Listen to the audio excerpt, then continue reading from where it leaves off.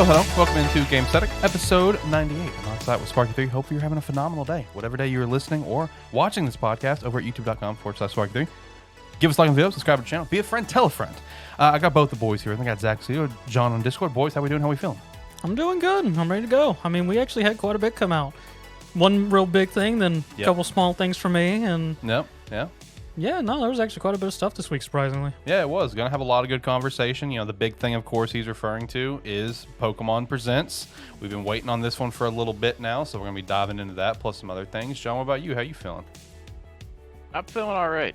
You guys gave me long enough to wake up. That is true. John was enjoying a wonderful nap when I hit him up. Hey, Zach's here. Do you just want to do Discord? I'd woken up a few minutes before you messaged me and looked at the time, and I was like, I should probably try to find some food. And then pod time. Yep. Yeah, we do have some good conversations this week, though, with Pokemon Presents, of course. John and I will continue to talk about Digimon Survive. IGN First for this month is over Gotham Knights, 16 minutes of gameplay there. And then a game from the past making its return. Zach will talk about that here in a little bit. But if you could, go check us out on our website, sparky3.com. You sign up for free or sign up $5 a month. We definitely appreciate that. And make sure to check out all of our sponsors and partnerships that are linked down in the description below. Rogue Energy, Redragon, and Swift Grips. You'll hear more about them later on in the podcast. And for our merch store, we do have a promo code. Promo code TechProbs makes it return. That's TechProbs with a Z for 25% off. Because we had a Tech Prob right when we're kicking off a terrible football show live. It is what it is. That's Sparky3 for you. I think that's it. I think that's everything. The main things. Yeah. You know, follow us over at Twitter. Oh, I will also say this because I sent it out in our Discord. Make sure to join the Discord, of course. That's linked down in the description below. Linked down in the description below as well is a Gamesthetic dedicated YouTube channel. If you guys could subscribe to that, we'd appreciate that. At some point, we want to move over to that channel, but we would want to pass a certain subscriber count before we do. Everything will still be here for now, including when this show goes live, Terrible Football Show live. All that's here at Sparky3. But at some point, we want to move over to those dedicated channels. It's just better for the algorithm. We are very openly acknowledged that how we do business on Sparky3 is not good for business. No. Because I don't know what you're talking about. the YouTube algorithm will just bury us constantly. I know it will. So that's why we do want to get over to the dedicated channels at some point. So if you could drop and subscribe, we'd appreciate that. It's down below. With that said, let's go ahead and dive into some stuff, I guess, because we do have that Pokemon Presents. So we're going to try the sources thing again that we did last week. We'll see how well this continues to go. I like the idea of it, but the execution of it will just be kind of a rocky path here for a little while until we get to the next setup. You know what I mean? Once we get out into the next setup, I feel like it's going to be smooth sailing because everything's in your control. And we'll have a proper switcher. That's the main thing, guys. We'll have a proper camera switcher and not just using hotkeys. New tab. Yeah, exactly. New tab. And then as we're talking about something, I'm like, oh yeah, I want to fact jump. Click, boom, switch scenes. Oh, my bad. Didn't mean to do that. Okay. But kicking things off, of course, Pokemon Presents. We did have that this week. It was about 20 minutes, 10 minutes focus on Scarlet and Violet, which is the main thing to talk about here. Hold on. Before we get into Scarlet and Violet, what did y'all think about the Pokemon Presents just in general? I thought it was fine, mostly because the Scarlet and Violet stuff carried the way. I thought the Pokemon Unite stuff was fine because that kind of caught my eye because I have been low key itching to want to play it again. Mm-hmm. So that stuff was cool. Cafe Remix, no real opinion. Go stuff. That's cool that we're still doing the Go Fest and everything. I didn't realize Go had a PvP other than just taking gems. Yeah, and that's actually a good thing to also point out is I do like the first part of it focusing on worlds, yes, and them including Go into worlds, and we knew Unite. That was a given. So it's cool to see both of those will be involved in worlds here soon. I'm looking forward to watching worlds. I enjoyed the trophy because when they showed off the trophy, I just went. They took a note from Exhibit.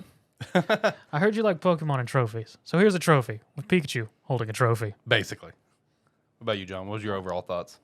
I mean, kind of similar to you. I mean, I like the first part about it, like you said. I liked the focus on worlds where they were actually taking the time to bring it up, mention it, and kind of promote it some. And then it was kind of, I mean, Unite stuff, Go stuff. I mean, it's kind of whatever for me. Scarlet and Violet at the end really is, in my opinion, it's kind of what carried everything through on this. Yeah, the bread and butter. Yeah, and I mean, overall, it was decent. Yeah. It wasn't anything like monumental, I would say, but it was decent. We just got some more information that or confirmation, I would say, of a lot of what we've been hearing. That is true. There was a lot of confirmation Yes. in this presents from the leaks that we just covered a few weeks ago.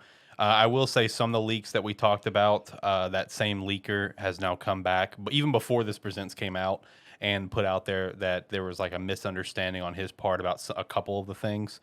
So like a couple of things I'm referring to is like the quality of life improvements that everyone and their mother was very happy to hear stayed in the game from Pokemon Legends, being the move learning and the evolution stuff that is not back in the game. Oof. Yeah, so like so and so wants to learn a new move will pop back up again, and you have to go through that whole process like we've always had. Yeah. So yeah, there was apparently a misunderstanding on that because this leaker I think just doesn't not very fluent in English is the bottom line. So. And that was also pretty much confirmed in this Pokemon Presents because I think there was like a single shot of where it's like Quaxley wants to learn Wing Attack. It's like, oh yeah, well there's that. So much for the quality of life improvements, but either way, it was a good Presents. A lot of information like they're saying that we had previously talked about in the leaks that have now been confirmed. So like I said, there's about 10 minutes focusing on Scarlet and Violet. Lots of different screenshots here on the screen. We got a lot of information on how the legendaries are being used as well, which are your riding companions. Kind of like how Pokemon Legends, you would have your X amount of beasts, your Pokemon to do X function. Now both these legendaries can do everything, which is convenient. And I feel like we were probably getting to this point eventually anyway. Yeah. They started this whole trend in Sun and Moon, where you would summon like Charizard to get around or summon Sharpedo to ride or whatever. So it all started there, and we were kind of getting to this point where it was probably just gonna be one Pokemon eventually. So that kind of makes sense. Well, so I kind of wish it wasn't the legendary though. That is true, and that was a lot of people's beef because you get it right at the beginning of the game. Yeah, it's like because then it's like you have it, and then it's just. I mean, it's just there. It almost feels like it kind of demeans the legendary in a sense because you're just riding it around and using it as a fucking tool. Shout out to Pokemon 5Ds. That was absolutely incredible. Loved it. I also saw my beef with it was for the Scarlet version. He doesn't. He runs. He runs, but he has those fucking wheels. Everyone's beef is about that. And that's what I was actually just about to talk about. Like I saw people point out where it's just like it's just because the wheel doesn't work. He's prehistoric, so it's like it's evolution. But it doesn't fucking need it. You could have changed its design, goddammit. It's like it could just be the difference where the futuristic one has the wheels and the other one just runs around and flies over it. That would have been fine. And made it look more primal. That's fair. It's like now, because I've always planned on getting Scarlet. Now I'm going to get this goofy ass looking. See, I was planning on getting Scarlet too. But now I'm like, well, Violet's legendary looks a lot better for using as a transport. I'm still low key leaning Scarlet, but I don't know, like the whole mindset of like, because the whole theme, of course, of these games is past and future. The future is more my vibe, but like, I don't know, man, the Scarlet Legendary, I still think it looks fucking cool. Like, I mean, that's my preferred of the two. The Scarlet Legendary outside of how you ride it. Yeah, outside of ride mode, it looks awesome. Well, it will also still come down to what Pokemon is exclusive for both. That's still what it will come down to for me because I like both. Both are cool. So I mean, but at this rate, it sounds like I'm probably gonna play Scarlet because I know Josh is already locked in on Violet. It sounds like you guys are transitioning to Violet, so I may have to. I mean, I'm still gonna go Scarlet. I'm just not gonna be happy about it. Okay, fair enough. We also got to look at the Pokemon region. Got an official map, official artwork. Looks very clean. Looks absolutely huge. Lots of different areas on here to check out and explore. See multiple cities and towns, so that's actually pretty sweet there. Looking forward to seeing what more like that middle area is about, and like the couple other spots here and there. But I mean, it is looking like an absolutely insanely huge map. Now let's actually dive into some general information that we got out of this whole process. So Paldea region, that is confirmed to be the name. So shout out to that. There are 3 main stories that you'll follow. The gym battle storyline, the treasure hunt storyline, which is apparently involving like the academy stuff, of course. And then the third storyline they did not address. I did like fact check this on the Pokemon website, everyone's tweets. Like there is no confirmation on what that third storyline is. So keeping a little bit of a mystery there. You can go between all 3 stories at ease, and you will have one rival per storyline. The Arven, Nemona, and Penny. Each of them will be your rivals per storyline. And then you will be enrolling in whatever academy per game. And I would only safely assume that the academy professor, whatever, like the head of the academy, I'm willing to bet is probably your antagonist of the game. He gives off that antagonist vibes. I did see from like the leakers and stuff that the antagonist has already been revealed, so I would put money that it's the guy that leading the academy. I mean, because he didn't look shady at all. No, not in the slightest. All right, now the gym battles. So we did get the confirmation that we had previously chatted about that there is no level scaling, but there is no set path. You can seek out a stronger gym if you want to. You can go hit up the 8th gym leader, technically, if you want to, right out of the gates.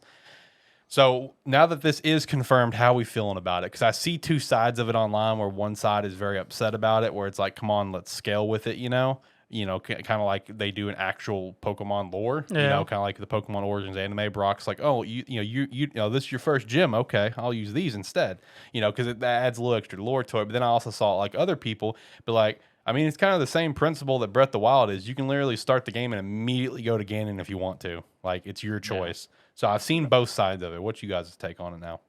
Still the same? I'm on the side of like, I kind of like the no level scaling. I like the idea of if you want to go, like there being the progression of power kind of where it's like you can follow it. You could follow the story, like kind of the route dictated by levels and that to kind of follow the intended path or so, or something like that. Or if you want to, you can start the game heading one direction and just go that way and kind of make it work and give yourself a much harder challenge if you want to, if that's what you decide you want to do. I like that there's the option to do that, especially since this is their first time letting us have the option. I like that the option exists in this scenario. Okay. I mean, I just like it because it is more or less a progress thing for the Pokemon games, because we've all gotten used to the whole progression thing of you start here and you just travel through the main gyms and then you have side stories here and there. So the fact that they did Legends, it did well, and now we're getting this more open world style with Gen 9. I'm just happy with it because we're getting some variety and they are actually progressing the game and adding new ways of playing it besides just our traditional way we know. Yeah. I actually completely agree with what you guys are saying, because like at first, like knee-jerk reaction, it's just like, when the leak came out for it, it was like, that kind of sucks, because it is in the lore that's how gyms work. It's just like, I'm your first gym battle, I'm your second, let me use these mons, go for weaker mons, whatever. Like, so it'd make more sense if it's scale. But at the same time, I just remembered, how Breath of the Wild is set up, with, again, you can literally start the game with your, once you get off the plateau, whatever, go straight to Ganon if you want to with a stick and a pot, go for it. Give it your best shot. You can beat the game. So like I kind of like that. I kind of like that mentality of like, hey, if you want to go take on that harder challenge route and make it harder for you, go for it. So I'm personally fine with that. I know a lot of people are still very upset about it though. They did say how you can basically plot your own path along to Victory Road. So Victory Road still being part of the game. That's cool. Once you collect all 8 gems, you will take a special test called the Champion Assessment. Once you pass the assessment, your strength will be acknowledged and you will be given the champion rank. So I was kind of curious about that, the Champion Assessment. Like, is that the Elite Four? Yeah, like, is that just the Elite Four and then the champion, or is that something else? Yeah. Can there be more than one champion ranked trainers, So that's something I was kind of curious about there. I wasn't sure what exactly they meant by that, but trying to keep it a secret, of course. And then the new gimmick. Did get the full breakdown on the gimmick, which, we previously talked about being the crystallization stuff. Terrestrial phenomenon is what it's called. So essentially there are the Terra Jewels that the Pokemon will have. The Terra Jewels will differ depending on the type. All Pokemon in the Paldea, I did notice they specifically said in the Paldea region, which tells me anything that you pull from home will not have it. Exactly. So I did notice that. That was an interesting little tidbit that I noticed. Are able to terrestrialize. All Pokemon's Terra types is inactive until the Pokemon uses the Terra transformation. At that point, the Pokemon will become their X Terra type, whatever it is. For example, like some EV will just have the normal Terra, but then some will have a flying Terra, for example. All 18 types have Terra types, meaning there are countless combos for Pokemon and Terra types. All Pokemon can have all 18 Terra types, which that was interesting as well. Because that's something me and Josh were talking about the other day, where it's just like, is it going to be set up where only certain Pokemon can get certain types? Like, like let's say like Eevee, for example, since its whole theme obviously has always been the multiple evolutions, could it maybe get all 18? And then maybe let's say Lucario, for example, could only get 5 or 6. Like how would that vary? But no, all 18 Terra types. So that is very interesting, and it's going to be very interesting for competitive. You will need a Terra Orb to transform the Pokemon. It can only be used once and loses energy. That is essentially referring to like megas. It's not it's not like you lose it permanently. It's just referring to simply in the battle. But it's also not a held item, which is very interesting because Mega Stones were. So you can essentially have this like a Gmax transformation, but also still have an item, which is that's pretty wacky in my opinion. You can find the shining crystals scattered all throughout the region, filled with the terrestrial energy, which is we did see in there is like the multiple colors, and those is how you do the Terra raids, which those Pokemon will have whatever Terra type once you get into the raids. So with this whole transformation thing, the one thing that's very interesting is the fact that everyone can have every type, because you got to keep in mind, like, certain Pokemon, will be able to get access to whatever type, but not have a move in that type. So they're just essentially becoming that type just to become that type. So there's like multiple levels of strategy that you can put into this, where it's like you're using a Terra type to give yourself a better advantage in X type capacity, as well as get a bonus stab, because that's also the big draw point with Terra evolution is the stab bonus. Or you can simply be like, oh, based on this is what the team is probably going to run, or like based on whatever the meta is, and you want to use this mon to transform it into a completely different type of a type that it does not have in its move pool, simply just to give it a better type advantage. You won't get a stab, but at least you won't get completely, fucked from, whatever the meta is at the time. It's basically what I got from it is, even if they don't get a move where you can benefit from the stab for whatever that type is, you're still, since that essentially gives you that type, you're getting all the defensive bonuses of having it. Yep, exactly. Now, Centro did put up a pretty decent little breakdown here of how the stab essentially works. So they use Magnemite as the example, being electric steel. So it's like regular stab for both those types. You go, let's say, normal type Terra evolution, it gets a pure normal stab but loses the other two. But then if you go like pure electric, which, it is being electric type, it already had a stab as it is, then it gets a bonus stab essentially. So you'll get a 2-time stab because you're Terra evolutioning into a type it already had.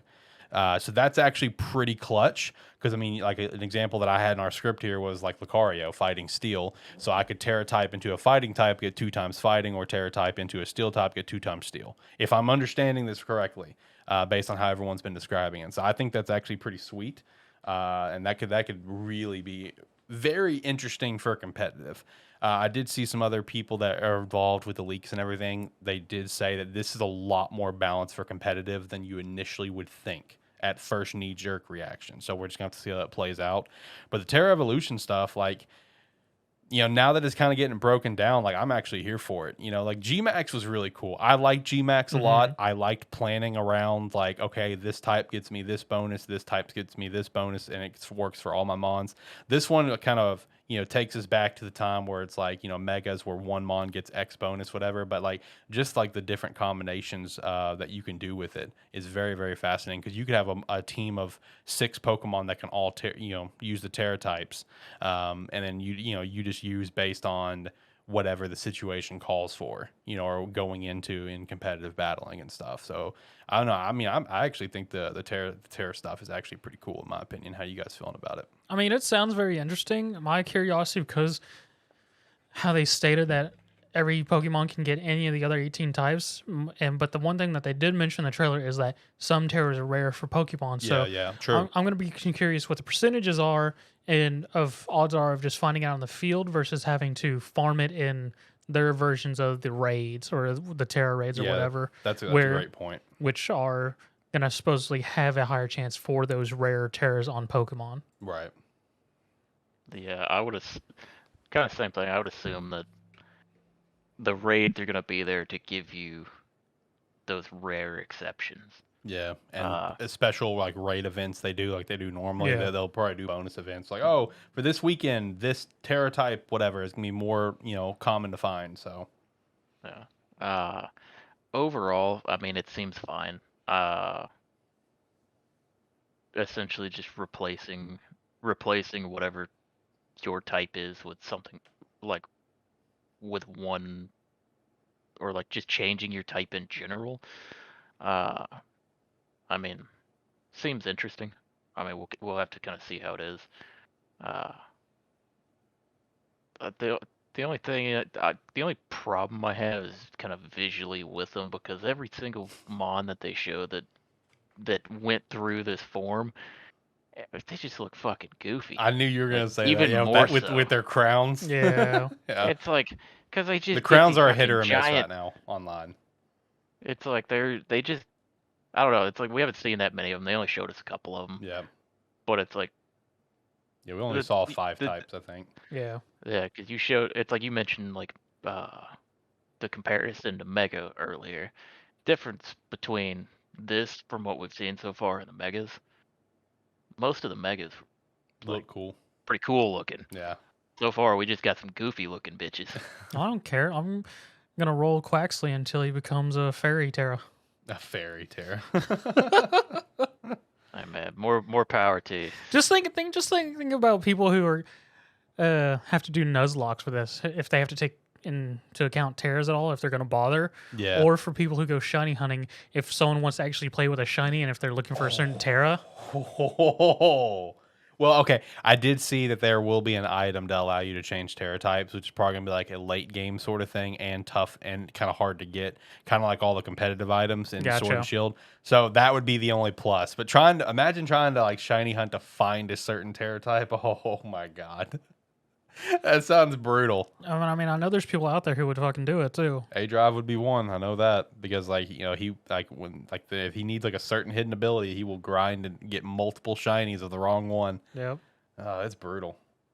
I don't have the patience for shiny hunting like a lot of people. Like Josh, man, the amount of time Josh spends shiny hunting. Did he ever get that? Get what? The shiny he was hunting? I mean, he's got hundreds of shinies. Okay. Yeah, no, Josh has gotten hundreds of shinies, but he's also dumped a stupid amount of time into getting them. And it's funny because, like, when it came to the DBA, shout out to that dead league, Josh was like really wanting his entire teams to be shiny, whatever. But then, like, later on, after he got like obviously his shit wrecked, he obviously did not win in the DBA. He openly admitted to me later, he's like, yeah, if I would have just spent more time practicing battling and not shiny hunting, I probably could have been a lot better. I was just like, yeah, man, that's what I was doing the whole time, was practicing battling, like nonstop. Practicing battling, looking up some damage calcs and stuff. That's what we got to spend time on, not just mindlessly running back and forth with a bike. Terror raids, though. The one thing that's about the terror raids that's pretty sick is they changed how you can do the battle itself, which is amazing. I love it. Where you can continue attacking without having to wait for other trainers to choose their actions. Thank Christ. Because trying to pair up with some idiots online, bro, like they'll sit there for like the entire time. Like, just hit attack. I want to get this over with. Like, God, I'm so pumped about that part. Yeah, they made an old RPG system of just your action bar's full, go. Exactly. With the multiplayer, with the way they kind of talked about on their website with the blog posts and stuff, because I went and checked it out afterwards, it doesn't really seem to indicate that the multiplayer is literally anything else other than exploring raid battles and then battling each other. That's it. That's sort of sad. Yeah, so it's like, it gave me like Far Cry 4 vibes, because me and Andy used to do that, and there was no story content you do, just go around and fuck up shit. That was it. And, so that's the vibes that I got reading their post, is that's all you can really do. Yeah. Which if the map's big enough, that could be fun, but... I mean, it could be fun, but also, I mean, like I said a couple times before, I like the idea of like someone like you heading to a gym, like going to do a gym battle, and then your buddy just walking in, throwing his mons down, and be like, "All right, 2v1, motherfucker." Yep. See, I thought that'd be cool too, but I guess I can understand it not being there. But I mean, with the exploring aspect, especially with how large this map is, I mean, they could set it up where it's like, we could all play, for example, and then go in different directions to try to find mons to complete our decks. And, in this chat over Discord, it's like, hey, I found this mon, he's here, So, I mean, there's those. Or we can do something real wild of just jump into a game, say everyone go in direction, catch Pokemon for like And then meet an back hour, up and then battle. meet 'em out and just battle. Let's do it. It's like, hey, I got this part of the map. You got that part. Let's go. I'm here for it. Let's go. That'd be fun. That'd be fun. That'd be probably a pretty fun YouTube video too. So we may have to look at that. Did get some new Pokemon revealed. Just 3. One of them. Well, apparently, technically 4. There was a 4th one in this Pokemon Presents, according to the leakers. Sea Titan, pure ice type, with Slush Rush and Thick Fat. Very, very good. Yeah, especially with What? that's his abilities. He's going deeper into it. Yeah. Okay. Yeah. For me, who's the most casual Pokemon, you Yeah. said stuff, and I went, "The fuck you said?" Yeah. No, his default ability is Thick Fat, and I think that I think there was the hidden ability was Slush Rush. From how this dude looks, it looks like gonna be obviously a very hardcore physical attacker. I'm curious what his attack stat would be. Those 2 abilities, both very, very good.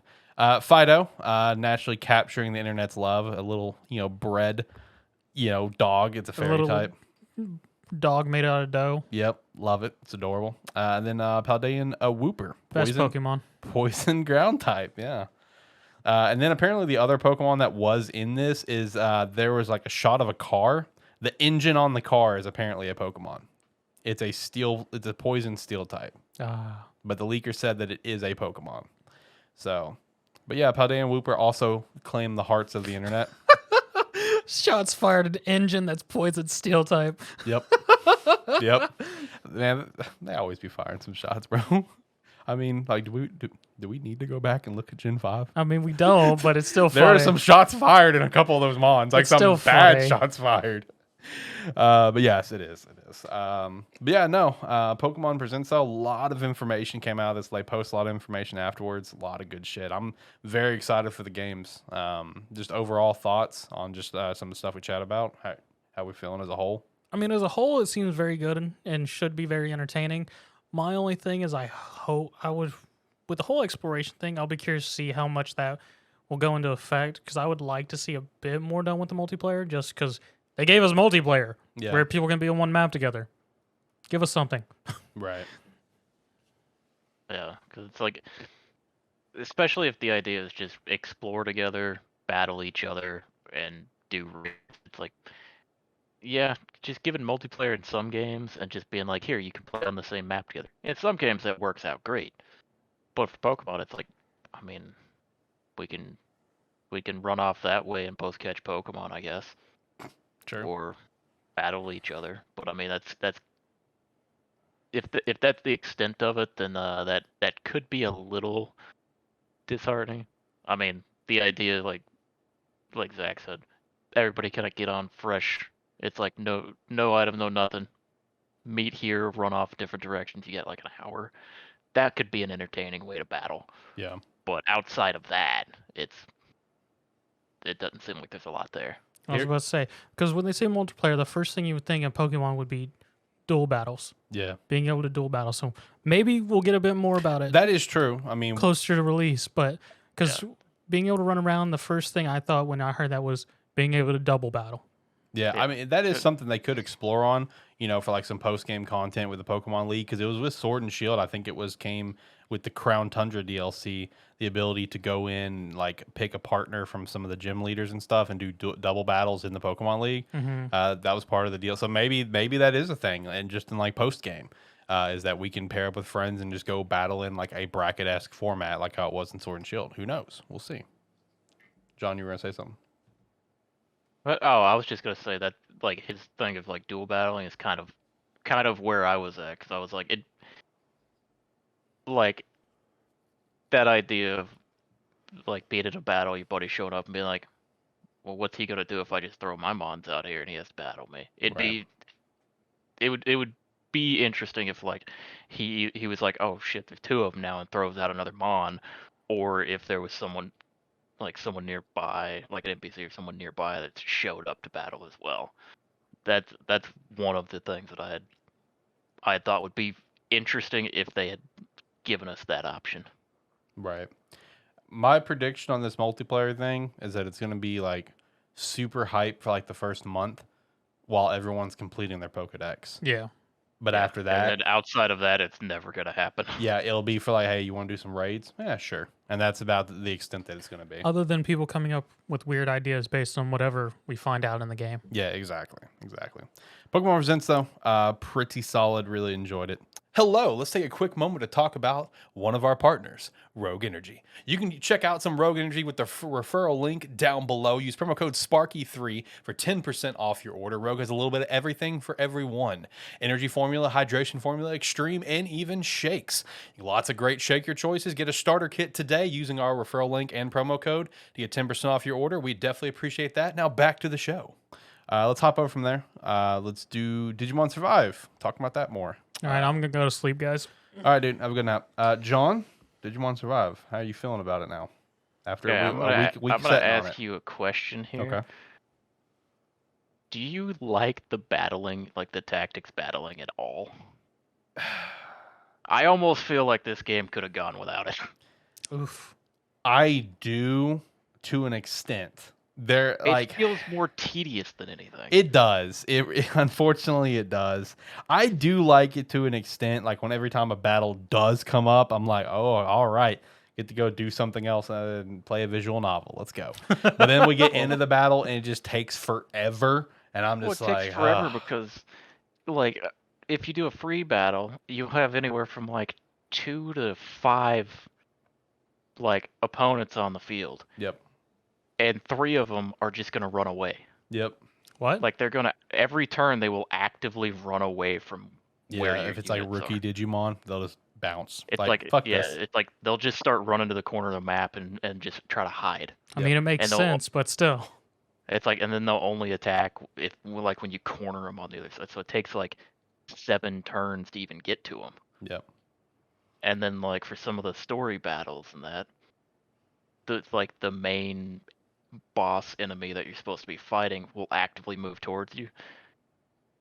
But the rest of them will just kind of sit in their quadrant of the battlefield, and it's like, okay, we're gonna be over here for after you take him down, and then you got to come get us just to clear the mission. Yeah, and then there's some missions, because I know I've had them in like part 5, for example, where it's like your mission is literally just take out the one that's coming at you, but then on the map, like behind you and over here, there are like other Digimon there, but they're like so far away that by the time they actually get to the point where you could fight them, you've already taken out the main Digimon and the mission's cleared. So it's like, okay. Like the battling through, because we've both completed part 5 Yep. now. Yep.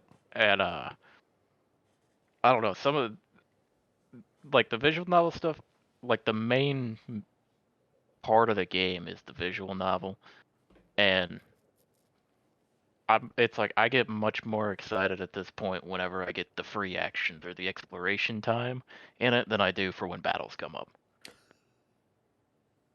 I could potentially agree to that.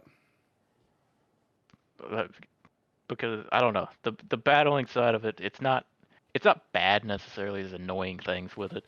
The battling is fun. Like if you're just doing, like if you get some free battles when you're not against like the rookie Digimon, they actually come at you. It's some fun to actually go in there and do it. Some of the story battles are pretty fun too. But for the most part, I am enjoying the visual novel aspect of it. Just how are you more enjoying than I the thought I story? would. I'm paying more attention to it than I thought I would after like day 1. Like I know you were kind of skipping through some of it. Yeah, I did. That first like two parts is just hold your hand the whole time. Yeah, I did, boy. I got the gist of what was happening. We're scared. We're in the woods. There's monsters. We got to find everyone. I got it. Fucking stop holding my hand. I wanted to get to the point where my hand was no longer being held. But yeah, no, I haven't really skipped through anything. I've been slow going it. Leave it on auto most of the time. Kind of read through it, and then when the exploration stuff comes in, it's like I'm double and triple checking every area that I can go to make sure I'm not missing anything. Yeah. And it's like, I mean, it's enjoyable. I mean, there's been some in like the exploration of the free action stuff. It's been interesting because the screenshot you sent me of like the text not being replaced. Yeah. I never saw that. See, I didn't either, so I guess it got patched in with the Wait, day what? 1 update. Yeah, there was a placeholder text Oh god. from that QA. never got replaced. Yeah, someone found it. So, their game wasn't updated with the day one patch, and there was a dialogue point where QA had put on the screen. It's just like whatever our protagonist's name is, Tukama, whatever. His picture and name does not appear in this scene, and like people took screenshots and went all over Twitter. It was something just from QA process that didn't get fixed. Oof. But I guess it got patched with day one patch. But yeah, no, it's like I've been like I said, the exploration and free action break points you get to like just break up the story bits of it. Those have been entertaining because I found that because there's always, at least in every one I've been in so far, depending on who you talk to and kind of what order and stuff, a lot more options do populate than you have points to. Yes, to that is interact true. with people. That is true. Because you start it's off with like 9 to 11, and stuff just keeps popping up in terms of interaction. You really need to pick and choose what you want to do. Yeah, because it's like there's a couple characters where like I just don't want to talk to them. I feel that. Was it's Suji one? Was Suji one? Yeah, I never talked Fuck to him. that guy. That guy's such a prick. Yeah, Fucking hate Shuji, that piece of shit. I refuse unless the option was there where I had to talk to him to make the story progress. I went and talked to everybody else and traveled around to find some other little plot point to talk about during those times. He was such a dick to Lopemon, that motherfucker. It's like it's so annoying. It is. Like Zach, imagine a character who's like, I'm the oldest one here, I'm gonna be the leader. But then he's a fucking prick, and then he doesn't know what to do and cries the whole time. Yep. And then when you talk, like when you tell him, "Hey, that's not helping," he yells at you. Yep. I mean, that sounds like a perfectly rational person in a situation who thinks he needs to take charge. All right, I'm gonna turn his camera off. Hold on. Fucker, yeah, I still got the switches. No, I can just turn off your camera. But yeah, no, it's No, go very. back. It's very much like the battling is kind of not taking any sort of high point for me. Stories, it's like I'm paying more attention to the story than I am the battling at this point. Right. And then it's like I'm not as worried about trying to collect all the Digimon anymore because it's like just having to do the talking points with them and it being a percentage. I told you when I first jumped in here, Alex, I lost a 50-50 coin flip 4 times in a row. Yep. For one of the Digimon, and it's like I just had to keep going into the battle, like because it's just a free battle that you gotta talk to them in, and it was just had to do it, and it's like, oh, they're not there again. I gotta do the battle so I can get them to repopulate back in. Can you not just quit out of battle? No. You can restart the battle or you can quit back to the menu, but it doesn't change. But if you do a free battle, then it repopulates what the enemies will be for the next battle. Oh, gotcha. Okay. And I do So it's want to. like Go ahead. I was just gonna say, so if it's not what you want to see or what you're looking for, you can just do the battle, and then it just refreshes who would be in there. And I do want to say for people listening that that are Digimon fans and haven't picked up the game or just interested in it, what he's referring to is how you get more Digimon to your team and fill out like the Digidex, I guess is what I'll call it. You go do these free battles or Pokemon that are Digimon that are set to be there. And then how to recruit them is that you need to talk to them and answer questions. It gives you, they make some statement or whatever, and it gives you 4 choices, and you have to pick the one that is most likely to please them.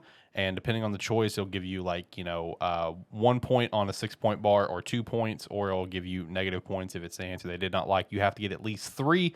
And once that happens, you get the 3 chances to talk to them, whatever. Then, if you pass that 3-point or get to the 3-point, that you can have the choice to either ask them for an item or ask them to join your party. And joining your team, it's an X percentage chance, based on whatever. And it's honestly just more annoying and it's honestly more annoying and tedious than anything, to the point where I've just stopped doing it.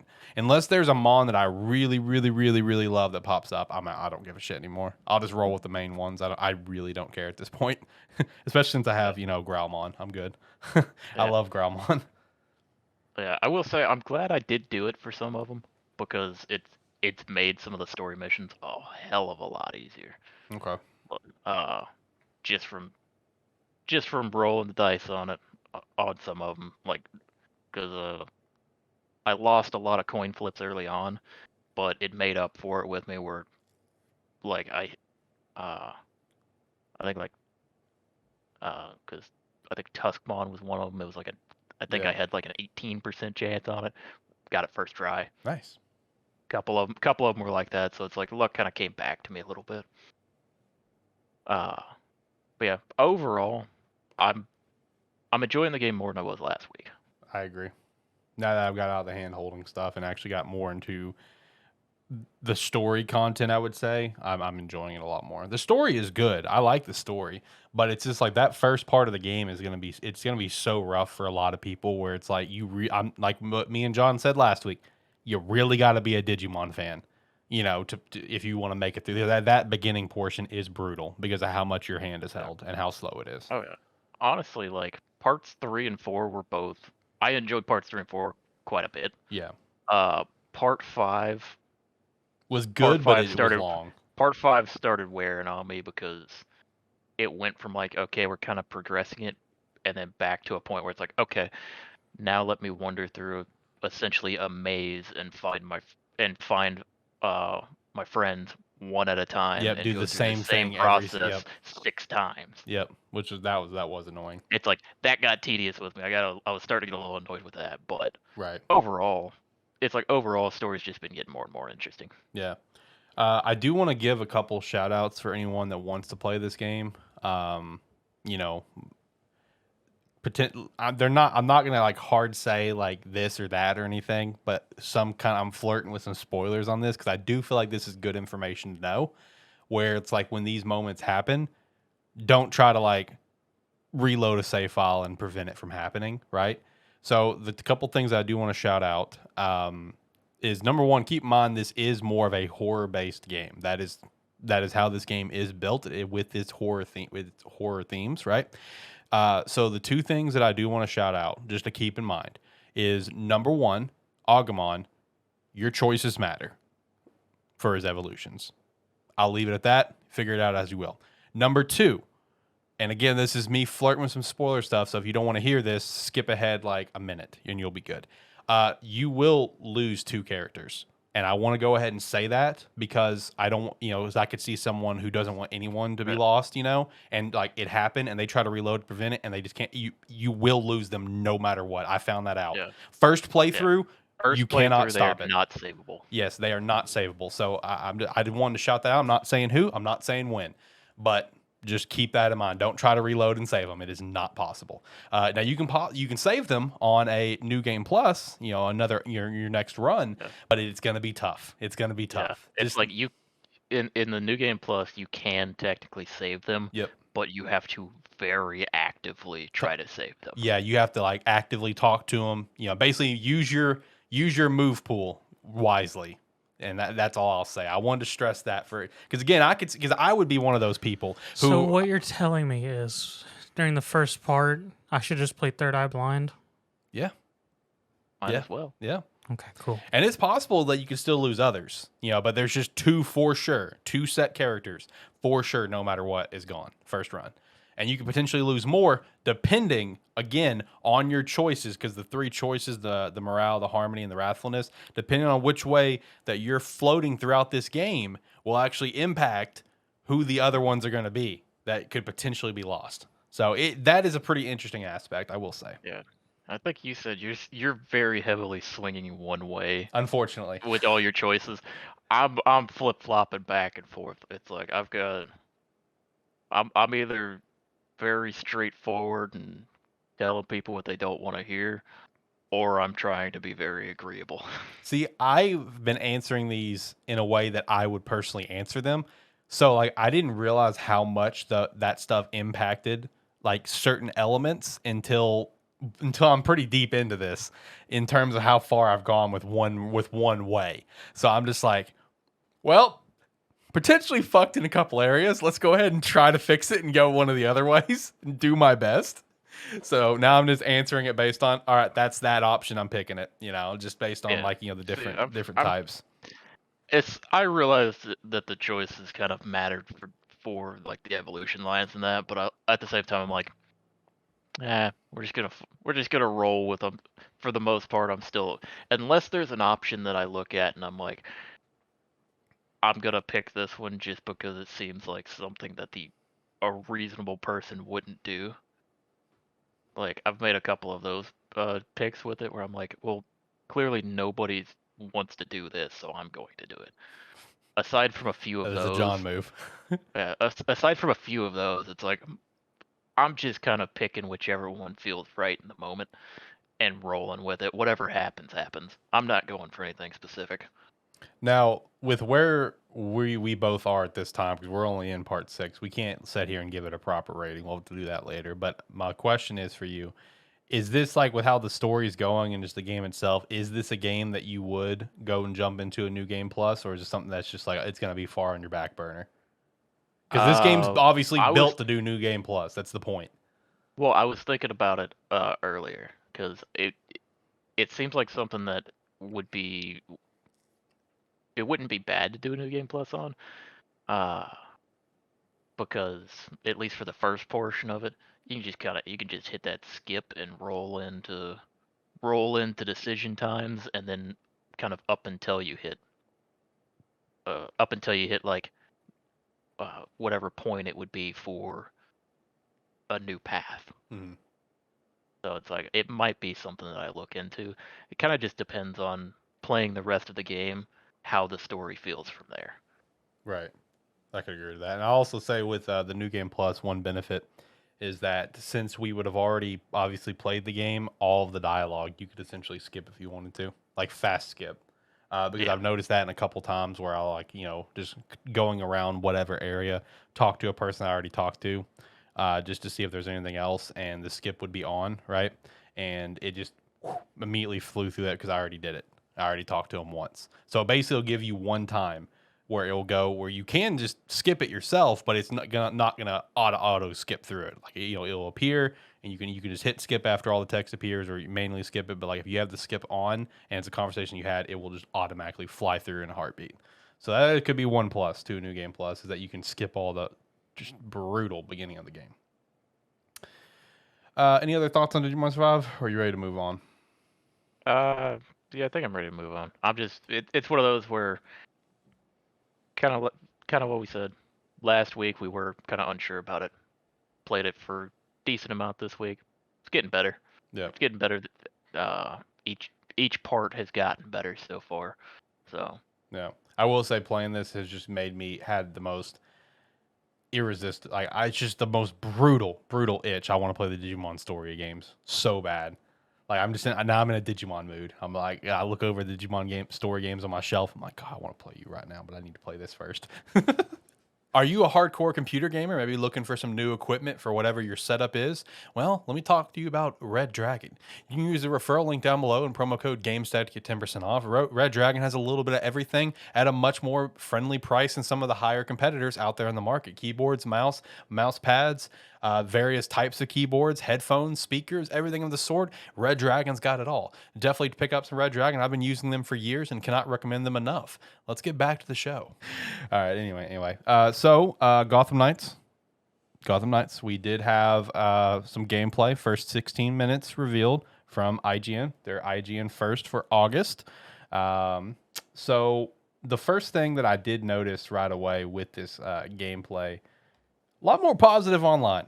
A lot more positive feedback online from people, because people actually this game has been a mixed bag. Yes. For a while for reactions. A lot of people comment on this one, how they felt like it was more polished, looked a lot better than all the other presentations they've done so far.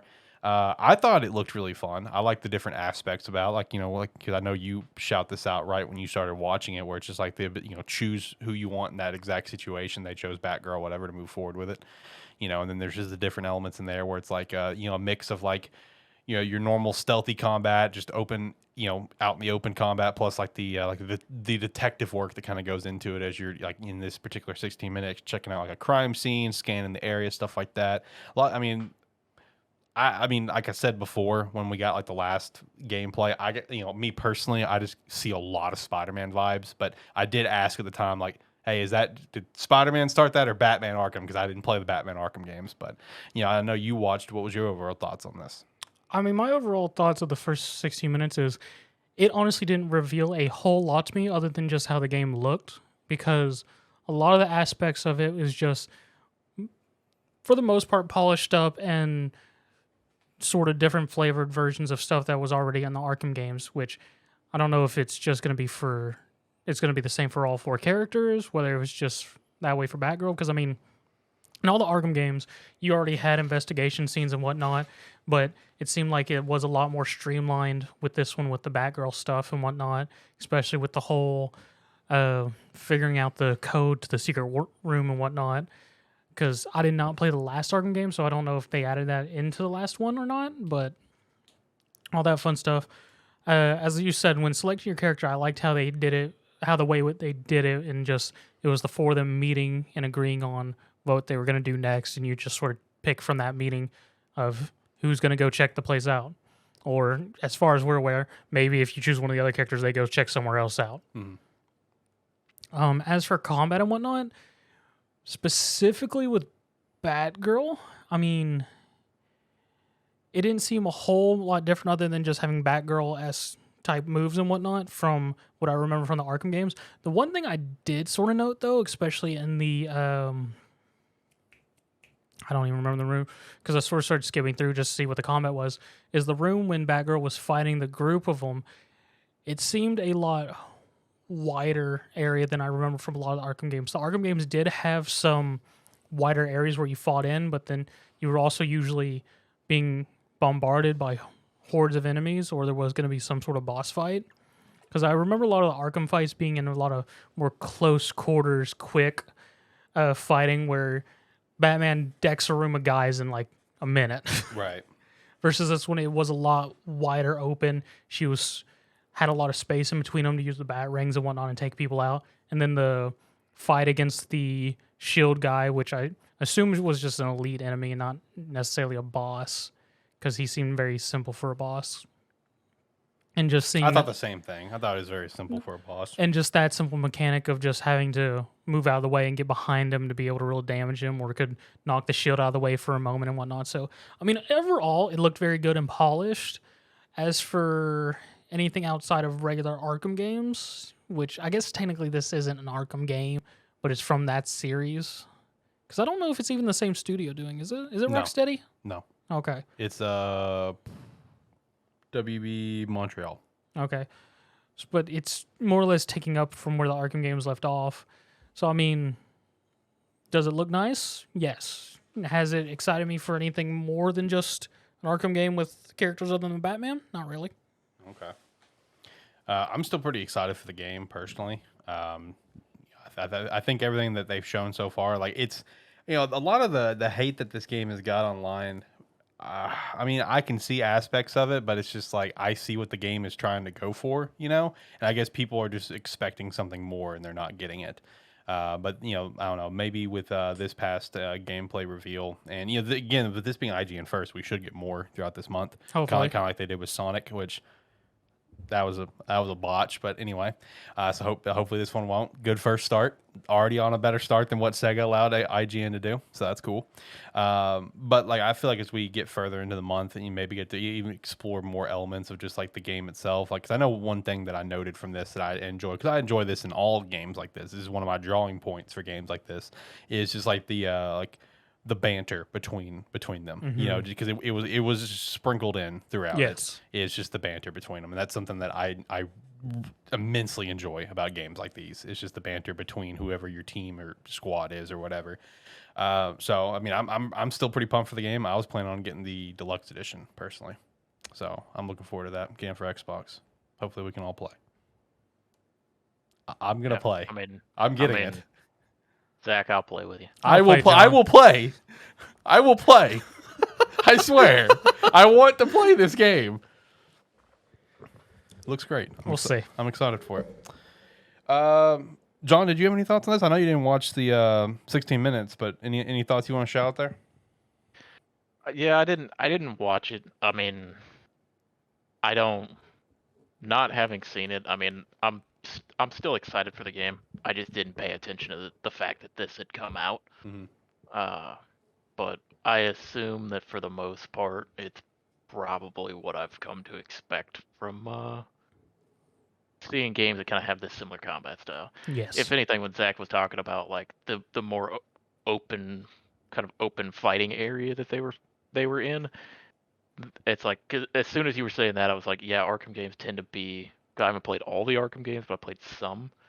They do tend to be in a more enclosed environment where it's happening. So having a little more open space, I mean,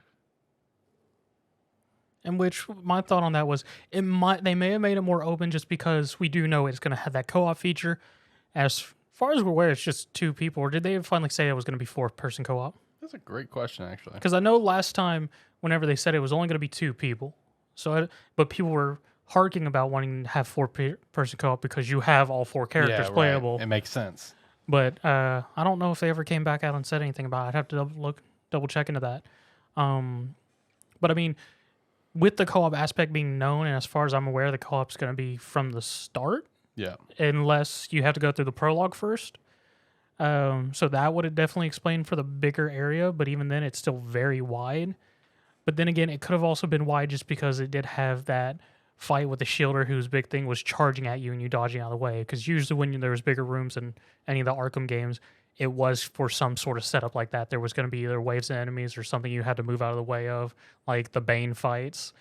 Well, one of the Bane fights, I should say.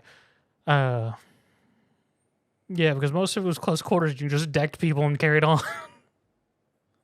Right. Right.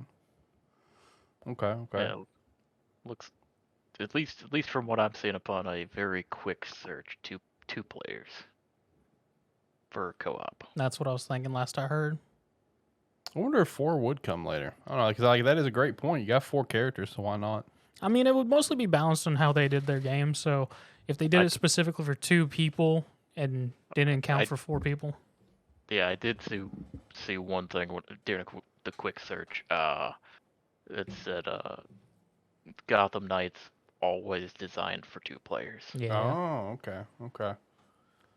Well, that still may not be a bad experience, though, honestly. I mean, honestly, it should be a good experience because from what we saw from the first, it looks like they have a very fleshed out story like most the Arkham series games have.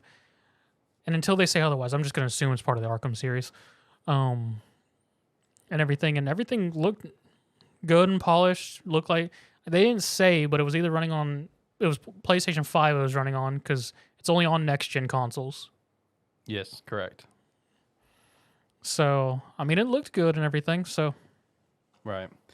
I mean, yeah, the gameplay itself, like, well, again, while it may be like lackluster for some other people, I'm already personally sold on it. It's fine for me. I think it looks like it's enough fun for me to enjoy. So now I'm just waiting to see when the game comes out, like how much is the story going to really grab me. And I already feel like it probably would. Honestly, I feel like it's going to have a pretty good story. I just know for me personally, gameplay wise, yeah, it looks good. I'm fine with it. I mean, gameplay wise, if you like the Arkham games gameplay, you'll probably like this one. Right. Yeah. Okay. Next thing we have up here. Zach, one of your games has returned from the dead. It's not dead, though, is the funny thing. I know, it's not dead.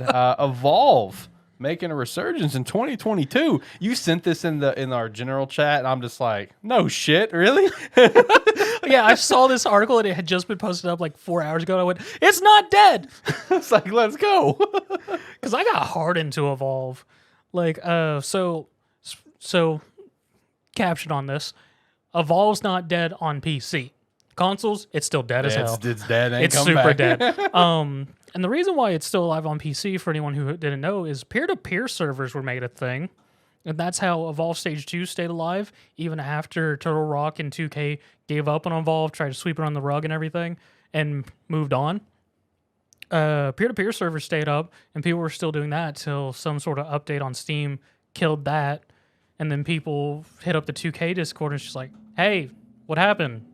There's peer-to-peer servers. What'd y'all do? And 2K went, oh, look at that.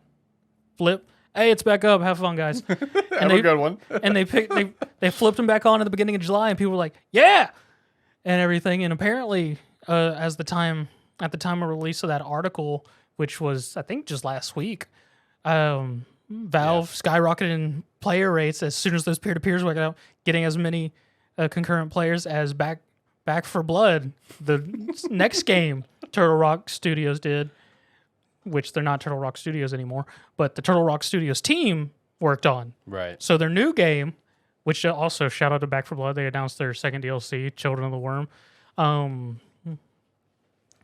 So they got two games that have the same amount of concurrent viewers. One made back in 2016 and one that came out in 2020. It's good to see a game from the past make a resurgence. I'm glad that you had your resurgence with Evolve. So Evolve is still super fun. I mean, the only thing is I was an Xbox player of it, so I am switching over to PC, which is fine. Most of the skills, most of my knowledge is still good, but there is some quality of life and whatnot stuff that came to PC when they went free to play and whatnot, which I am slightly adjusting to and whatnot. And the fact of that Evolve Stage 2 is probably the best free-to-play setup right now, because since it is sort of dead, literally everything is buyable with the in-game currency. And when I say everything, I mean everything. Characters, skins, ability rank-ups. You don't have to put a single dime into that game if you're willing to grind out. Oh, okay. That's actually pretty solid. It's good to know. And you've been enjoying that this week. I'm glad. I'm glad that you had a resurgence. Yeah, I got to play Evolve again. It's been fun. Well, I think it's time for the weekly wrap up. Unless you guys have anything else you want to add on to anything of the talking points. Yeah, Back for Blood announced its second DLC, Children of the World. Gonna add a fifth campaign. Fifth campaign? Yeah, so there's gonna be an Act 5 now. They're adding new enemy types, which are gonna be people instead of zombies, or not zombies because they're not called zombies. They're zombies. A new character who's going to be a self-proclaimed prophet named Dan. And he's got a shit-eating grin, and he's got a friggin' twirl mustache and everything. New exclusive skins for that act. New weapons. They're adding, I assume, traps, because one of the ones in the screenshot they showed was a bear trap. So that's going to be interesting. And more or less a whole bunch of new content besides just the Tunnels of Terry that we got. Okay. Which the tunnels are pretty fun DLC, but it has its whole own little thing. But getting a whole new campaign will be nice. Okay. All right, let's jump into the weekly wrap up then. Wrap up the show in a beautiful fashion. So the first thing we got here, which Zach did check this out a little bit, is we got a new dating sim out into the world. New dating sim, Hooked on You, a Dead by Daylight dating sim. Shout out to that. Zach, you touched on this. How'd it go? I mean, I didn't play it or anything. I just saw it. Okay, I thought you played it. No. I just saw it. It wouldn't surprise me if you did. If I was really bored, I probably would have. I mean, yeah, it's just a weird dating sim game like the KFC one where you can go and date 4 of the killers on Killers. I think it's like Killer's Paradise Island is what it's called. And 2 of John, are you gonna play this? I see that look in your eye. No, I went to the Steam. It's a bestseller. On my computer. No, I went to it and I was like, oh, maybe it's still under new and trending. No, but only Fap Simulator 2 is on there. Hell yeah, only Fap Simulator 2, baby. Let's go. It's not the only one. Apparently, it's number 2. There you go. That's why I was laughing. I was like, what the fuck? Yeah, no, it's just a visual novel for anybody who's really into the killers and decide, I want to date a killer. So in the game you can... That's a red flag. I'm going to tell you right now, that's a red flag, guys. So in the game, for anyone who's interested, you can try and romance the Trapper, Wraith, the Spirit, and Huntress. And Huntress is beefy as fuck. All right, I'm going to have to play this dating sim. And then, for some reason, Dwight and, I forget her name, Claudia, they're apparently employees on the resort, the Killer's Paradise Resort. And they just hang around and show up at random times. Oh man, I did see where another dating sim that we've had some jokes at before was leaving Game Pass. Boyfriend Dungeon was leaving Game Pass. Oh, is it? Yeah, I saw that, and the first thing I thought of was, "Don't tickle my hilt," and I just started laughing. Oh man, shout out to that game. That game is wild. But yeah, shout out to Dead by Daylight Dating Sim. I'm gonna have to hit our other friend Zach up and ask him if he's gonna play it or not, because he 100% would. He's big into Dead by Daylight. He would anyways. 100% play it. I've seen the shit on his Steam. He would 100% play it, no doubt in my mind. All right, the next thing that we got here is we did get official confirmation. Tactics Ogre Reborn officially announced with that 11/11 date. So that should be pretty cool. I might pick this up and try it because I looked at this game because it was on PSP, correct? I couldn't remember, to be honest. I'm pretty sure it was on PSP because I recently got a new PSP again, and that was one of the games on my list where I was like, oh yeah, if I find that, I'm gonna buy it because I would like to play it. Just getting more and more into tactics games, so I may pick that up. Definitely won't play it day one though because I'm gonna have God of War and something else came. Did something else come out that week? No. Yes, something else will be in the God of War graveyard. Yeah, that's what I was thinking. What else was supposed to be? It was that's right. It was potentially Sonic was in the God of War graveyard, and they changed it. Yeah, it's dead as fuck. Yeah. It's just like, thanks guys, you're sending Sonic out to die. Appreciate that. Next thing we have here is a rumor. Just wanted to shout this out in case something else comes out of it later. Apparently, a rumor that EA is working on an Iron Man game. That would actually be that'd be really cool just to get an actual Iron Man game happen. You know, the only one that we really had was the Iron Man VR. EA is kind of an iffy one though, but this is the finest example of a rumor. This was from Tom Henderson that initially put it out there, and he flat out said, "Yeah, I would stick this strictly in the rumor mill, but I have heard a lot of talk that EA's like next Marvel game they're working on is Iron Man." So that would be one that I think would be really cool. Hey, it can only be better than the most recent DC game, which I'm not even sure why someone shilled out to bank it. Which one is that? It's fucking DC Super Dogs or something like that. Oh, you're talking about the movie? No, like because I know that's a movie. It's a movie, with but Dwayne they also made a game to go, I guess, to hype it up, and it's some real shitty on rails shooter. Like, oh, okay. Like it's real shitty looking. Oh, okay. I didn't see that. Next thing that we have here is Koch Media has officially rebranded to Play On. I saw a lot of jokes that they rebranded because no one knew how to pronounce their name, which fair. You know, people would say Koch Media, people would say Koch Media. No one would really know how to pronounce their name. So now they are now known as Play On. All right. So shout out to them. Next thing we got here is apparently Tencent has raised its stake in Ubisoft. Initially had a 5% stake in 2018, and it's definitely raised that with all the struggles that Ubisoft has had here recently. They're just trying to leave their mark there, trying to become one of the primary shareholders for Ubisoft because they view Ubisoft as a valuable asset, is exactly what they said. I mean, all Tencent is going, join us in the mobiles. Basically, yes. We'll bring you down. Basically. Yeah, no, Tencent being the dark horse ended up being the primary like shareholder, aka the owner of Ubisoft. Yeah. Didn't see that one coming, but makes sense now that we're here.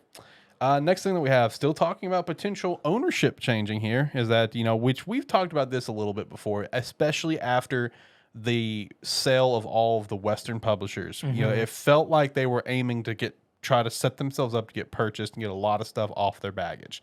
Square Enix is reportedly, you know, seeking to be purchased, you know, seeking to sell stakes in its studio and concentrate resources on Japanese games and stuff, which we already knew based on them getting rid of all of their Western publishers for really what a lot of people consider chump change at 300 mil.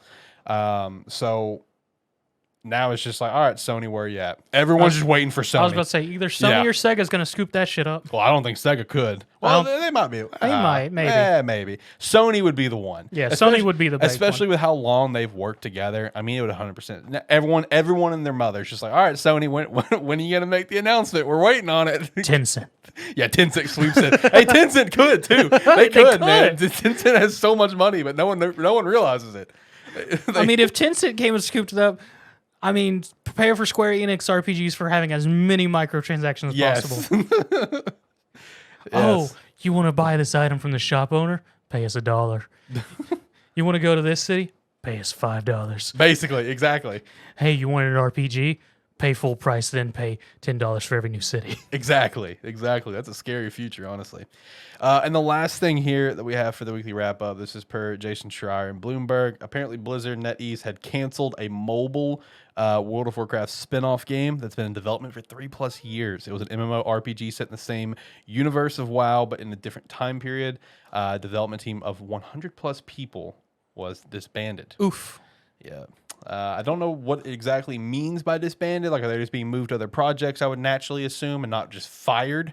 But apparently, some other talks about it is that in terms of this kind of falling apart, they couldn't agree to money is what it came down to. So, and I would also imagine that maybe Microsoft had a little play in this. Maybe they wanted to pull the plug on it for whatever reason. I don't know. That sale should be, honestly, that should be completed a lot sooner than we think, from what I've been seeing. Activision Blizzard going to Microsoft. That should be done a lot sooner than we think. So keep an eye out for that. But that's everything in the weekly wrap up. Did you boys have anything that you want to shout out that wasn't on the script? Anything that we chat about? Anything of the sorts? I don't think I have anything coming to mind right now. I'll be honest. I don't know if I electrically signed a NDA. I don't remember seeing one, but Breakers is entertaining. Oh, that's right. You're playing Breakers. I forgot about that. This dude always gets in. I mean, I honestly don't remember if I signed an NDA, so I'm not going to say more than that. Okay. Well, find out if you did. Find out if you did. I don't remember seeing one, but I'll double check. Yeah, find out if you did. I forgot. I'm so used to just clicking through that stuff. I was like, was there an NDA? Oh my god. Well, see, now that you're in a video game podcast, you need to check this stuff. Shout out to Breakers. I only launched it $30. Yeah, I checked that out the other day because I was looking at what I wanted to buy it for. I was probably just going to buy it for Xbox. So, yep. I imagine that's what we'll all have it on. It's just Xbox. So. Just because PS5s are still hard as fuck. That is true. Shout out to that. PS5 is just a tough thing right now. But who knows when that will improve. Maybe once this like new PS5 model, that comes out, supposedly, that just has a few different parts. Yeah. It's not an actual different model. If you find a PS5, fucking get it. Maybe once that happens with some more readily available parts, might be a little bit better. I mean, on the plus side, like, we've seen a change in like graphics cards, where they're becoming more in stock again. Prices have kind of started to go as they should at MSRP. So maybe PS5 is around the corner too. We'll see. Just depends on, I feel like, if this other model comes out or not. But yeah, if you guys don't have anything else, hit the music. Get out of here. Feeling it? Yeah? Yeah. All right. Hit the music.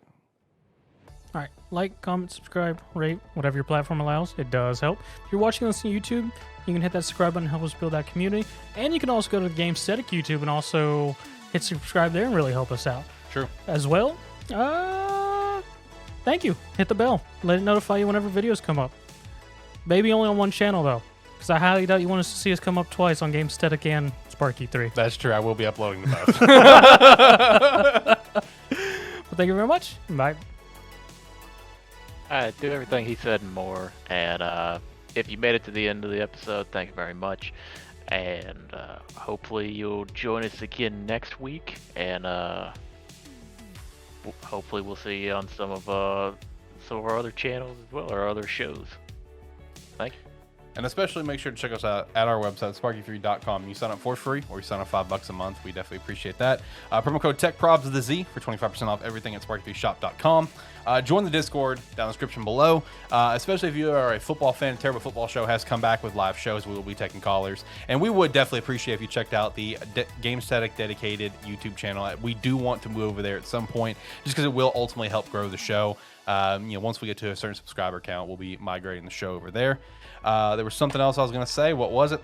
Sponsors and partnerships. Check out all those. All the links down in the description below. Use your referral link, promo codes, all that stuff. And also keep an eye out for the channel this week. I have a very fun video planned for this week that I'm looking forward to doing. So keep an eye out for that. And then, of course, make sure to keep an eye out for Gamesthetic episode 100 coming up very, very soon, which will be featuring on us ranking 25 video game consoles. And that's going to be pretty hype. I think the music is about to end. Nope, I didn't. All right, cool. All right, with that said, guys, have a good one. See you next time. Bye.